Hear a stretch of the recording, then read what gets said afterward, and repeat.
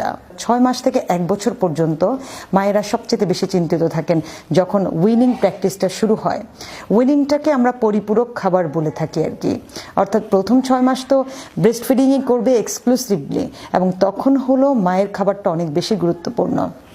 তারপর থেকে শুরু হয়ে যায় 6 মাস থেকে যে বাচ্চাটা কিভাবে খাবে যখন উইনিংটা স্টার্ট করি।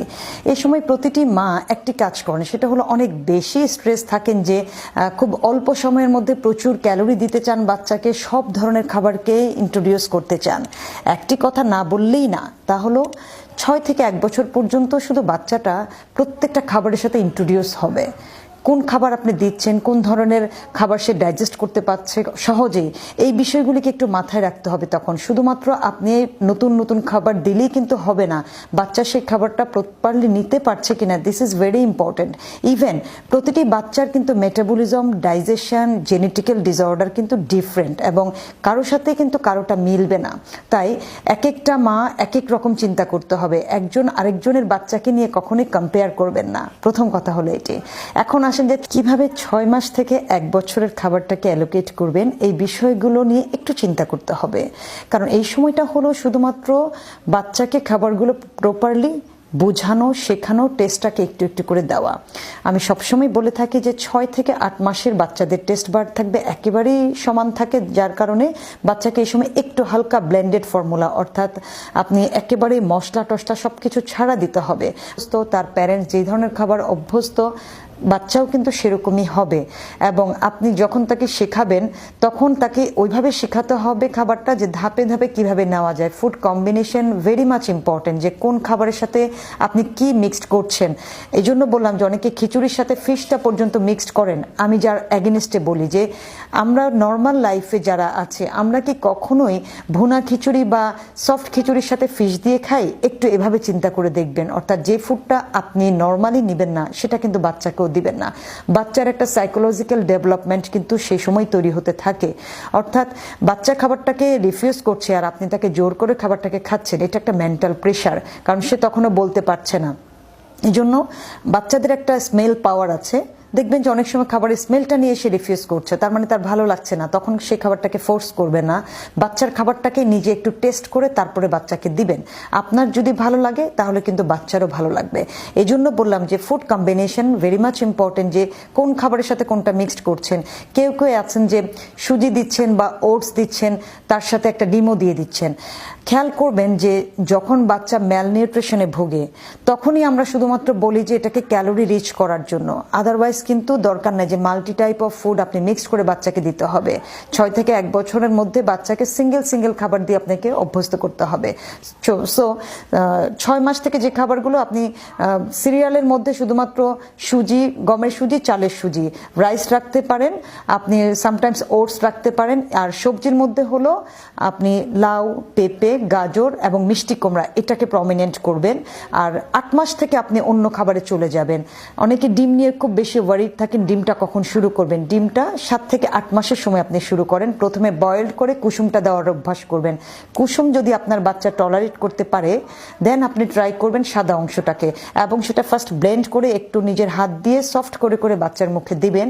খেয়াল করবেন বাচ্চার গায়ে কোনো র্যাশ উঠে কিনা, 7 ডেজ পর্যন্ত তার টয়লেট ঠিক আছে কিনা, তার কোনো বমিটিং হয় কিনা, এই ধরনের কোনো সিমটম যদি দেখেন সাথে সাথে সে খাবারটিকে অফ করে দিবেন। আবার পরবর্তীতে আপনি ট্রাই করার চেষ্টা করবেন।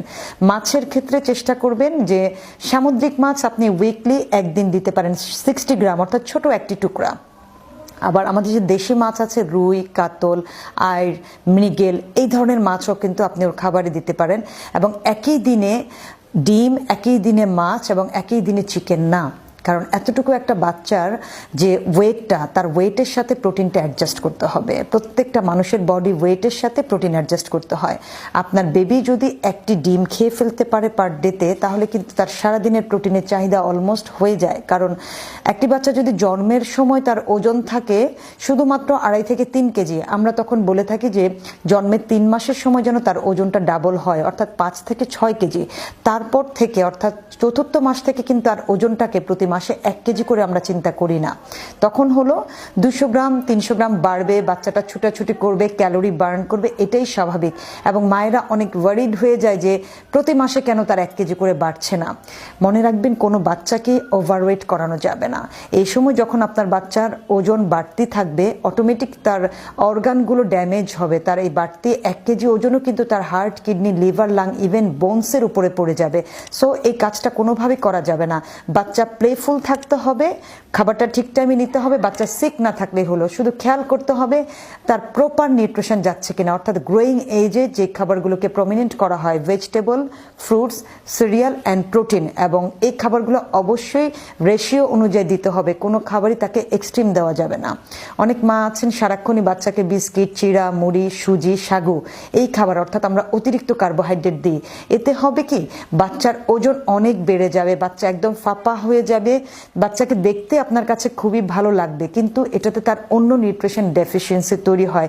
স্কিনগুলো দেখবেন যে অনেক শুষ্ক হয়ে যায়, বাচ্চা হয়তো সাদা হয়ে গেল, বাট এটা কখনোই কোনো ভালো লক্ষণ নয়। বাচ্চার খাবারে আপনার সারাদিনে 2টা সিরিয়াল থাকলে হয়ে যাবে, সেটা সুজি বা রাইস এরকম হতে পারে, অন্য কিছু দেওয়ার দরকার নেই। একটি ডিম, আবার মাছ এটাও থাকতে পারে। 3টা প্রপার মিল আপনি এনশিওর করেন, অর্থাৎ ব্রেকফাস্ট, লাঞ্চ এবং ডিনার। কিন্তু বাচ্চা যদি খুব ভালো পরিমাণের মিল্ক সাক করে থাকে, তখন কিন্তু তাকে এই উইনিংয়ের সময় খুব প্রেশারাইজ করা যাবে না, কারণ আপনার ব্রেস্ট মিল্ক থেকেও সে কিন্তু তার প্রপার নিউট্রিশন পেয়ে যাচ্ছে। 5 বছর পর্যন্ত একটি বাচ্চার মেইন নিউট্রিশনটাই কিন্তু মিল্ক অ্যান্ড মিল্ক প্রোডাক্ট থেকে আসবে। কাজে অন্য খাবার নিয়ে অনেক ওয়ারিড হবেন না। মনে রাখতে হবে 6 থেকে 1 বছর পর্যন্ত আপনার বাচ্চার খাবারে যদি প্রতিদিন একটি ডিম, একটি কলা এবং 1 টুকরা লেমন থাকে, তাতেই কিন্তু আপনার বাচ্চা মোটামুটি সব ধরনের নিউট্রিশন পেয়ে গেল। এই চিন্তাটি মাথায় রেখে আপনি ফুডটাকে অ্যালোকেট করবেন। কোনোভাবেই বাচ্চাকে খাবার নিয়ে প্রেশারাইজ করা যাবে না, এবং আপনি চেষ্টা করবেন যে ব্রেকফাস্টটাকে একটু চেঞ্জ রাখার জন্য।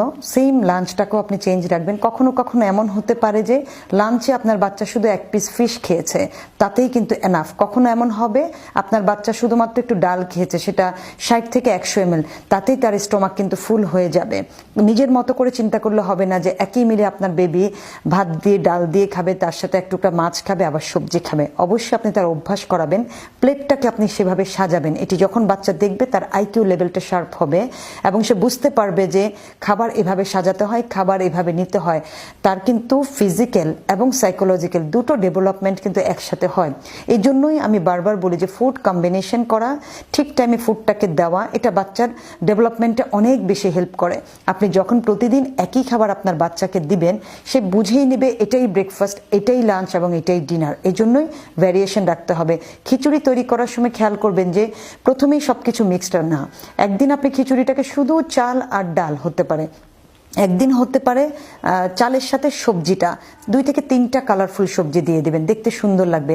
অন্যদিন আপনি চাল, ডাল এবং সবজি, আরেকদিন আপনি চাল, ডাল, সবজির সাথে একটু চিকেন দিতে পারেন। অনেক সময় খিচুড়িটা করে 60 থেকে 70 গ্রাম খিচুড়ি খাওয়ালেন, তার সাথে ছোট্ট একটা ফিশ খাওয়াতে পারেন। আর যখন আপনি ফিশে ইন্ট্রোডিউস করবেন, উইকলি 3টা ফিশে তাকে ইন্ট্রোডিউস করান। আমাদের দেশের অনেক টেস্টি টেস্টি ফিশ আছে, যেমন শিং মাছ, মাগুর মাছ, আইড় মাছ, বোয়াল মাছ। এই ফিশগুলোকে বাচ্চাকে এক দিন ইন্ট্রোডিউস করান, আপনি পেয়ে যাবেন আপনার বাচ্চা কি পছন্দ করে। সব মা খুব বেশি চায় বাচ্চা অনেকগুলো চিকেন খাক। আমি যতগুলো বাচ্চার মাকে কনসাল্ট করেছি, ম্যাক্সিমামই পাওয়া গেছে যে বাচ্চা চিকেন কেন খাচ্ছে না, খুব ওয়ারিড থাকেন। এটা কিন্তু একটু চাবাতে সময় লাগে, ডাইজেস্ট হতেও সময় লাগে। তার চেয়ে ইজি একটু হলো ফিশের ব্যাপারটা। সো চিকেন যদি না খায়, চিকেন স্যুপ কিন্তু বাচ্চা চাইলেই খেতে পারে। সবজি বাচ্চা খাচ্ছে না, কোনো চিন্তা করার কিছু নাই, আপনি একটু টেস্ট করে সবজির স্যুপ বাচ্চাকে তৈরি করে দেন। খাবারের সাথে যখন একটু জিরা বা একটু গোলমরিচ, একটু লেবুর রস মিক্সড করবেন, আপনি কিন্তু পেয়ে যাবেন আপনার বাচ্চার টেস্ট। এই জন্য বাচ্চার টেস্ট বুঝে খাবারগুলোকে অ্যালোকেট করেন। প্রতিটা খাবার যে সেম ফর্মেই নিতে হবে এমন কোনো কথা নেই। যে বাচ্চা নর্মালি ফিশ খায় না, তাকে একটু ফিশ কাটলেট করে দিতে পারেন, তাকে চিকেনটাকে স্টক করে দিতে পারেন, আপনি ফিশটাকে বল করে দিতে পারেন। অর্থাৎ ফুডটাকে একটু ডিফারেন্ট ওয়েতে সাজাবেন, তার সামনে দিবেন, সে তখন সেটাকে খাবে। প্রতিটা বয়সের সাথে সাথে আপনার বাচ্চার কিন্তু অ্যাক্টিভিটিস চেঞ্জ হয়ে যাবে। অর্থাৎ 6 মাসে বাচ্চাটা হয়তো একটু উঠে বসবে, 8 মাসে একটু দাঁড়ানোর চেষ্টা করবে, এবং এই প্রত্যেকটা অ্যাক্টিভিটিসে ডিপেন্ড করবে যে তার নিউট্রিশন ফিল আপ হচ্ছে কিনা, তার উপরেই 8 মাসের খাবারটা মোটামুটি একটু দানাযুক্ত হতে পারে, অর্থাৎ 6 মাস থেকে 8 মাসের খাবারটা, 6 মাসেরটা যদি একটু পানি পানি টাইপের হয়, 8 মাসেরটা তার চেয়ে একটু ঘন কনসিস্টেন্সিতে হবে, এবং 10 মাসের খাবারটা আরেকটু দানাযুক্ত হবে। অনেক মা বলে থাকেন যে বাচ্চাকে দিলেই বাচ্চা ভমিটিং করে দিচ্ছে বা বাচ্চা মুখ থেকে ফেলে দিচ্ছে। আপনাকে বারবার বলছি যে বিষয়টা বুঝতে হবে যে বাচ্চা তো হয়েই খাবারটা কিভাবে চিবোতে হয়, গিলতে হয় এটা বুঝে না। এই খাবারটা